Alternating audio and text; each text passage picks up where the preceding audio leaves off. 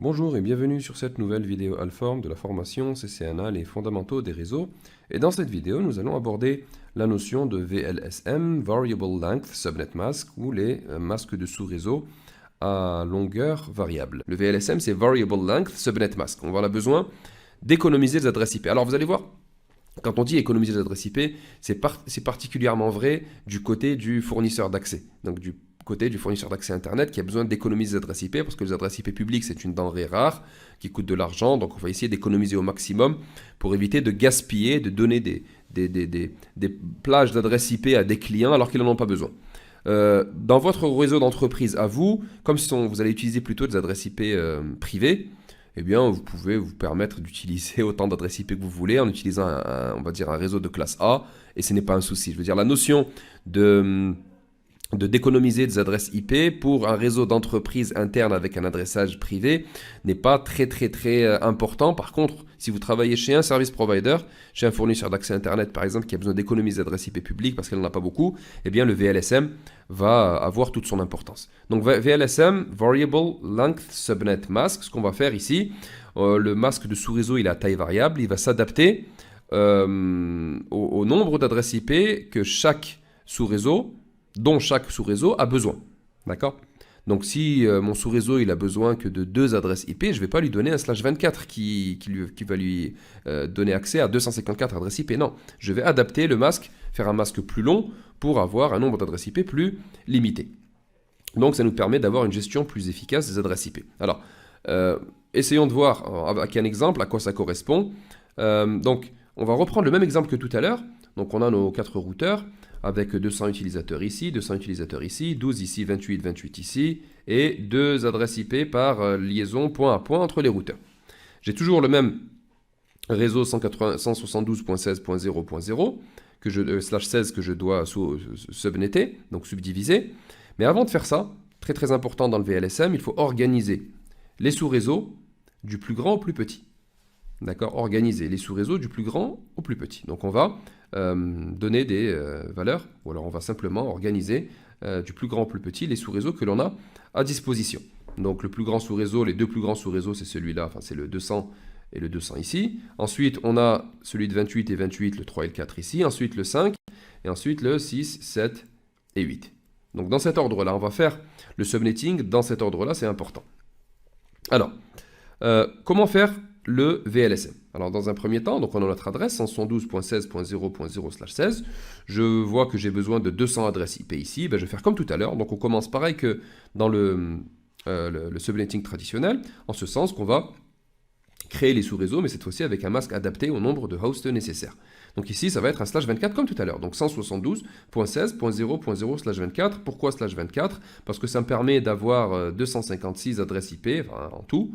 Et donc ça va me suffire pour mes 200 utilisateurs. Jusque là tout va bien. Donc c'est un saut de 1. Donc pareil ici, pour mes 200 utilisateurs, je vais lui assigner 172.16.1.0/24. Jusqu'à maintenant, il n'y a pas de différence avec ce qu'on a vu tout à l'heure.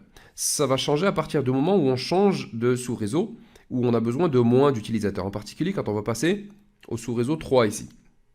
Donc le sous-réseau prochain, c'est 172.16.2.0. Ça devrait être /24 comme on l'a vu tout à l'heure, mais ici je n'ai que 28 utilisateurs.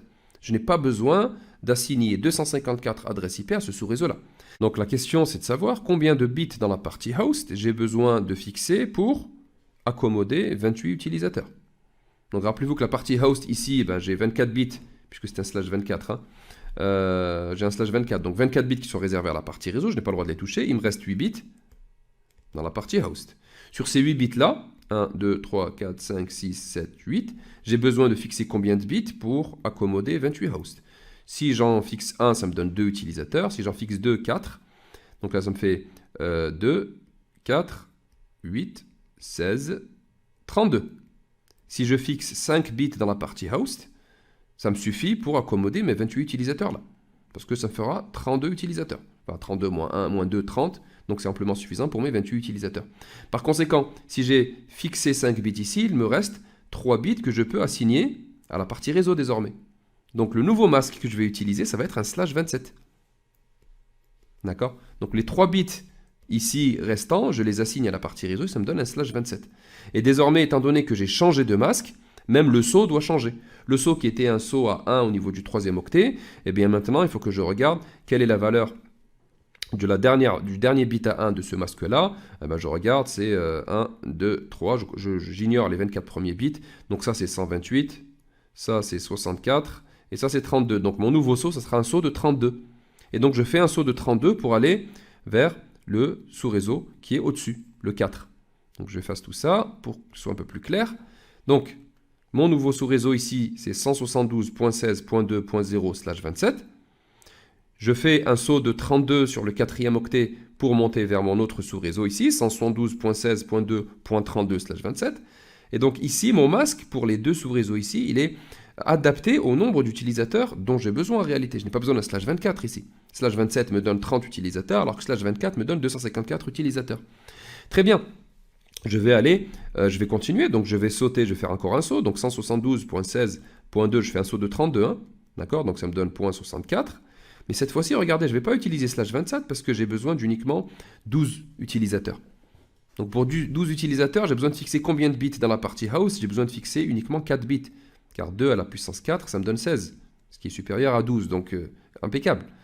Donc ici, je n'ai pas besoin d'un masque à slash 27. D'accord? Tout à l'heure, j'avais fixé 5 bits, il me restait 3 bits. Là, je fixe 4 bits et il me reste 4 bits dans la partie que je vais donner à la partie réseau. Donc ça me donne 24 plus 4 est égal à 28. Donc ça me donne un nouveau masque de slash 28. D'accord? Donc j'ai changé le masque pour l'adapter aux besoins que j'ai en termes de nombre d'utilisateurs. Si je change le masque, je change également le saut. D'accord? Donc pour le prochain sous-réseau, donc voilà le nouveau sous-réseau pour le sous-réseau numéro 5, c'est 172.16.2.64/28. D'accord? Le nouveau saut, ce n'est plus un saut de 32, mais cette fois-ci, ça va être un saut de 16. Car si je regarde le masque, 1, 2, 3, 4, il s'arrête au niveau du quatrième bit. D'accord? J'ignore les 24 premiers bits ici. 24 plus 4, ça me donne 8. Donc là, c'est 128. Là, j'ai 64. Là, j'ai 32. Et là, j'ai 16. Donc le nouveau saut, c'est 16. Donc mon nouveau saut, le sous-réseau suivant que je vais assigner au sous-réseau 6, ça va être 172.16.2, 64 et 16, ça me fait 80. Mais est-ce que je vais garder le même masque? Non, parce que ici, j'ai besoin que de 2 utilisateurs. Je n'ai pas besoin de 12 utilisateurs ou de 16 utilisateurs. Donc ici, je vais encore une fois adapter le masque. Et quel est le masque adapté pour les réseaux point à point dont on avait déjà parlé? C'est le slash 30. Rappelez-vous, quand on fait un slash 30, on n'a que 4 utilisateurs. La première adresse et la dernière adresse n'est pas utilisable, n'est pas assignable. Il ne reste plus que 2 adresses amplement suffisantes pour notre réseau point à point. Donc ici, ça va être un slash 30. Et le nouveau saut, c'est un saut de 4.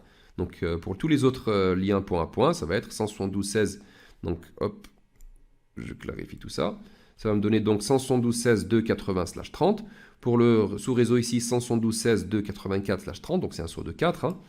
D'accord? Parce que c'est un slash 30, donc c'est un saut de 4. Et 172.16.2.88/30.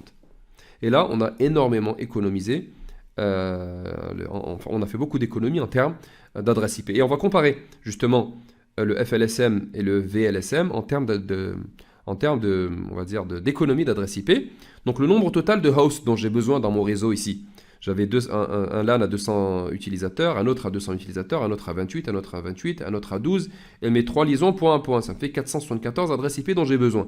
Si j'utilise le FLSM en associant un réseau slash 24 pour chacun des réseaux, donc 254 adresses, ou 256 adresses pour chacun des sous-réseaux, et bien ça va me donner 2048 adresses. J'ai besoin de 474 adresses, je vais fixer ou alors je vais monopoliser 2048 adresses. Je vais en utiliser que 474 sur les 2048, le reste est gaspillé. D'accord? Donc le nombre d'adresses gaspillées, c'est 1574 adresses que je ne peux pas utiliser ailleurs. Je ne peux pas utiliser dans d'autres sites ou autres parce qu'elles sont réservées au sous-réseau en question. Dans le VLSM, j'ai 8 sous-réseaux créés et eux, ils ne monopolisent que... Alors j'ai utilisé un slash 24 pour les 2 premiers sous-réseaux, j'ai utilisé un slash 27 pour les 2 autres sous-réseaux, j'ai utilisé un slash 28 pour le sous-réseau à 12 utilisateurs, et 3 pour les 3 liens point à point, j'utilise un slash 30 qui monopolise uniquement 4 adresses IP. Ça me donne en tout 604 adresses. Donc le nombre d'adresses gaspillées quand on utilise le VLSM, c'est 130 adresses uniquement. Donc on peut voir ici qu'on a un gain en termes d'optimisation de l'utilisation des adresses IP qui est énorme lorsqu'on utilise le VLSM. Alors encore une fois, le VLSM, on va plus l'utiliser quand on travaille auprès d'un service provider, d'un fournisseur d'accès, parce qu'il a besoin d'économiser les adresses IP publiques qu'il fournit à ses clients. On va beaucoup moins utiliser le VLSM dans les réseaux d'entreprise. Dans les réseaux d'entreprise, on va plus utiliser le FLSM parce qu'on a pléthore, on a un nombre très très important d'adresses IP à notre disposition avec les adresses IP privées, que ce soit de classe A, classe B ou C.